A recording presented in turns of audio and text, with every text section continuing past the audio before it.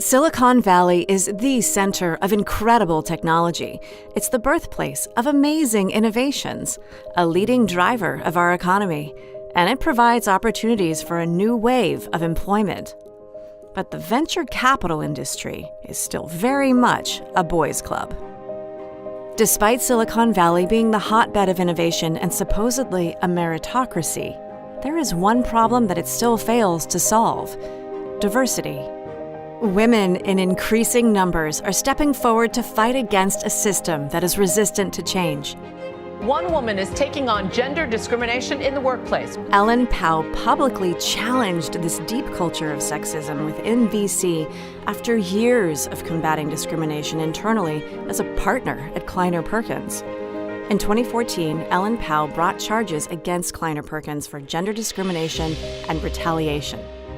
Women will be judged one way and men another.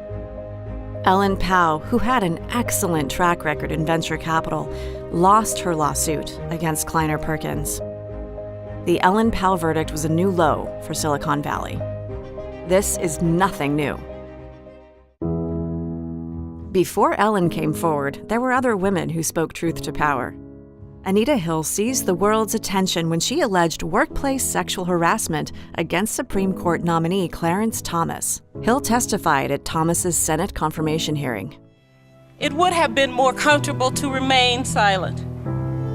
But when I was asked by a representative of this committee to report my experience, I felt that I had to tell the truth. I could not keep silent. Anita Hill showed deep courage in the face of hostility and attempts to humiliate her, persevering and testifying forcefully. Her stand inspired a wave of change. Women started speaking up about their own experiences being harassed, and women frustrated by how Hill was treated by Congress were inspired to run for office and to assume positions of power in the private sector. These two courageous women challenged the status quo.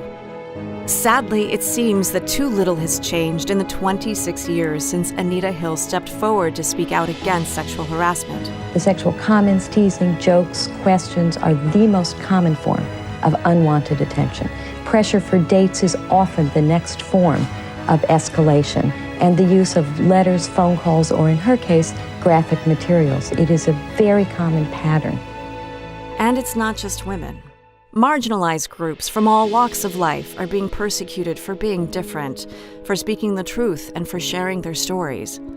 Anita Hill spearheaded the dialogue 26 years ago. Separated by time but united in a common struggle, fighting workplace discrimination, these pioneering women have inspired others to stand up and speak up.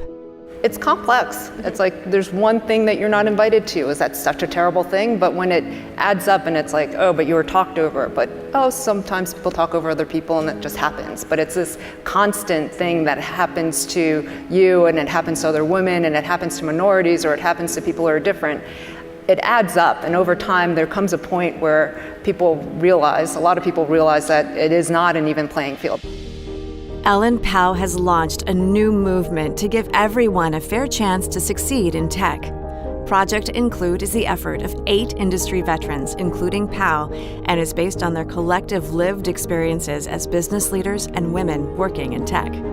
The term the Pao effect refers to the dramatic increase in women filing gender inequality lawsuits and speaking up about discrimination and bias. The fight is far from over, and it is everyone's responsibility to speak out against inequality. We sit together, those who have experienced injustices before you and those who still experience it every day. We see you. We believe you. We've lived it, and we stand with you. The fight for equity in all spaces continues.